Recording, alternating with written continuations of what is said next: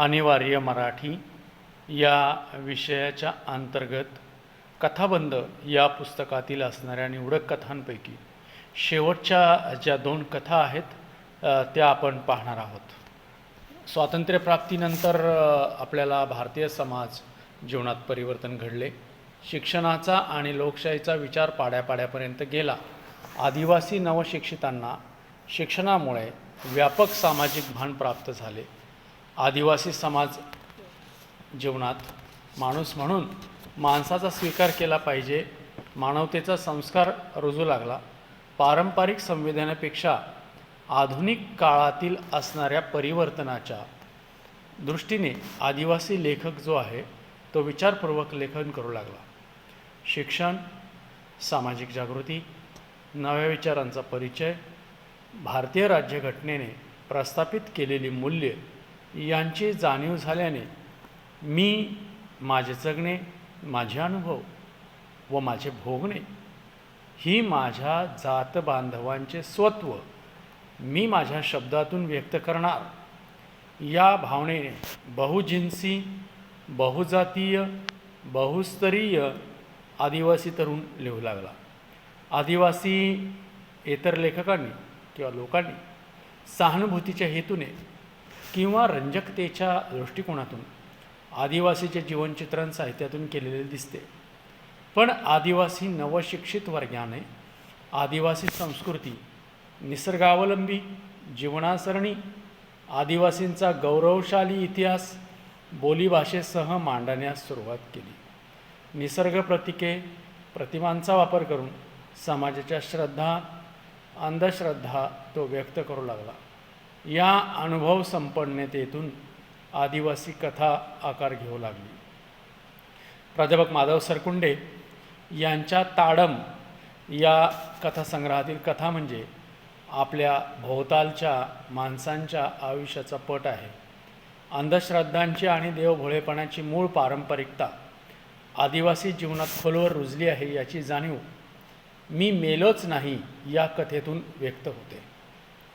कथानायिकेचा राजीचा नवरा मेला असं समजून गावातील लोकांनी त्याचे सर्व मर्त्य विधी आटपून घेतले। पण कथानायक म्हणजे सनवाऱ्या पोटाची खळगी भरण्यासाठी, कामधंदा करण्यासाठी बाहेरगावी गेला असता कालांतराने तो परत येतो, तर त्याला भूत समजून गावातून नायिकेच्या जीवनातून घालवण्याचा प्रयत्न आदिवासी करतात।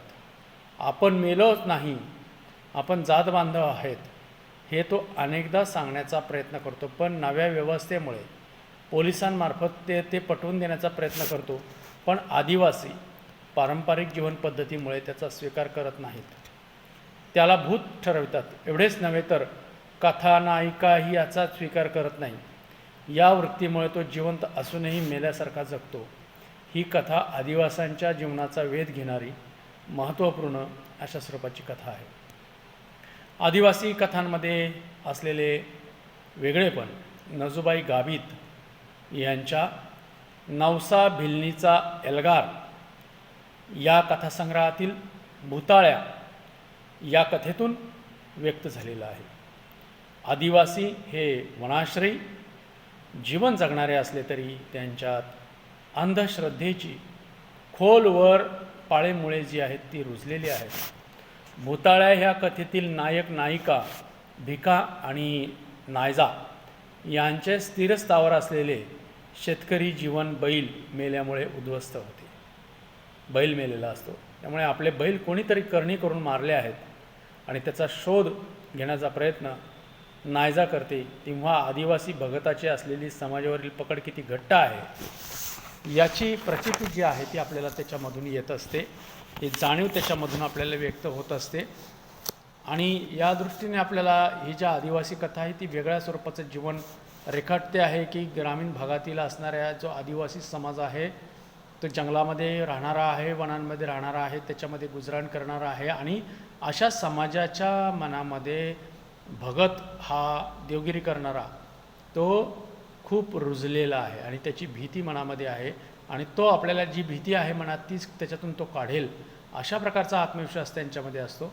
तर स्वार्थासाठी कथेतील मंगळ्या भगत हा जो आहे तो आदिवासींचा छळ करत असतो। व बैल ज्याने मारले त्यांना गावगाड्या बाहेर काढण्याचा हुकूम देतो. स्वतःच्या स्वार्थासाठी अघोरीपणाला सामोरं जाणाऱ्या मानसिक चित्रणाची ही कथा आहे. ती नजूबाई गावित यांनी प्रकट केलेली आहे. स्वार्थातून व अंधश्रद्धेतून बाहेर पडण्याचा संकेत हा जो आहे तो कथा लेखिका याच्यामध्ये देते आहे. तर या सगळ्या कथासंग्रहामध्ये आपण सांगितलं की हा संपादित स्वरूपाचा कथासंग्रह आहे आणि याच्यामध्ये एकूण 15 कथा ज्या आहेत त्या 15 कथा आत्तापर्यंत आपण पाहिलेल्या आहेत. या 15 कथांमध्ये दलित जीवनाचं चित्रण करणारी बुद्धाची शपथ, भूक, झूमची दांडी, विहार यासारख्या कथा या दलित जीवनाचं चित्रण करणाऱ्या कथा आहेत. बुद्धाची शपथ, भूक, झूमची दांडी, विहार. त्याच्यानंतर आपल्याला उर्मिला पवार यांचीसुद्धा चौथी भिंत ही सुद्धा कथा अशीच आहे.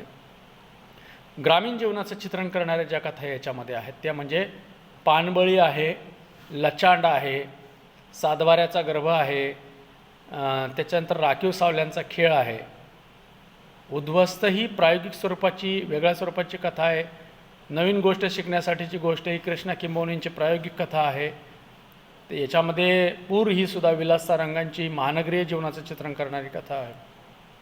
मोराची बायको ही प्रायोगिक स्वरूपाची कथा आहे.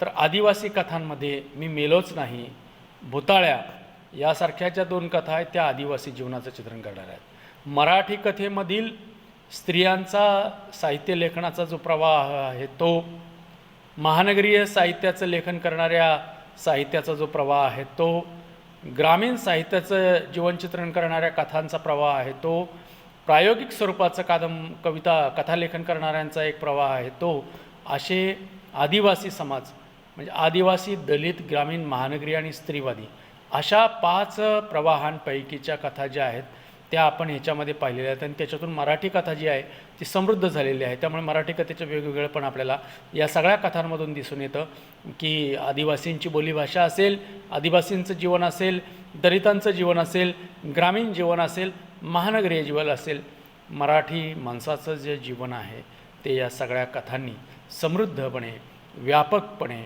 व्यक्त केलेलं आहे. त्यामुळे या सगळ्या संपादनाला एक वैविध्यता ज्याला म्हणता येईल अशी म्हणता येईल. कथाबंध हे जे नाव आहे ते असंच आहे की वेगवेगळ्या प्रवाहातील असणाऱ्या प्रातिनिधिक स्वरूपाच्या कथा याच्यामध्ये आहेत आणि त्याचा एक जो असलेला बंध आहे तो आपल्याला अभ्यासासाठी आहे. त्यामुळे एकदम आपल्याला वास्तववादी, अंतर्मुख करणाऱ्या या कथा आहेत. या कथांची जी शैली आहे ती वेगवेगळे अण्णाभाऊ साठे एकदम प्रवाही लिहितात, कथात्मक लिहितात, चित्रात्मक लिहितात.